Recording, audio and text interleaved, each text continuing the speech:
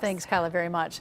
Now let's go out to Bob Wilson. There have been a lot of accidents today, trees coming down because of these high winds. Yeah, Bob, what's going on? Yeah, it has been the wild, wild west. As a matter of fact, when we talk to people out there, they say awnings have blown off their house. They've seen trees come down, traffic's been stopped, and it's not over yet. It was very, very windy. Everything was just It was very, very windy. Brantford Street is closed. Firefighters station themselves on either end of the street and keep an eye on a smoldering tree next to a house. The wind blew it onto power lines, knocking out electricity to several homes. My power is gone and hers is gone. What about you? I would believe the whole street.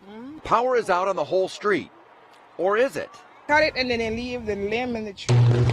Oh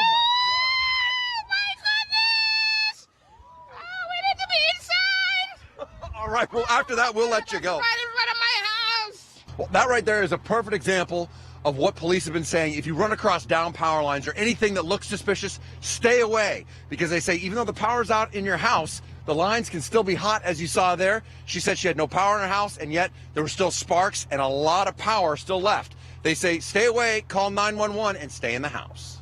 A downed tree is a dangerous situation. Call and report it as soon as possible. Accelerating gusts toppled this tree onto a rooftop on Capon Street.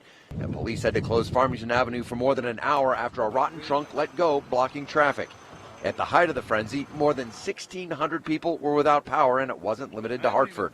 Believe it or not, there was a man driving this truck when a tree came down in Torrington. It smashed into the cab and landed in his bed. Police say he's lucky to be alive tonight and unharmed. As the sun started to set and the wind slowed down, the city of Hartford was able to recover pretty quickly. Everything's been cleared at this point. There's no traffic delays, but it's still pretty windy, so we have to keep an eye on it all night.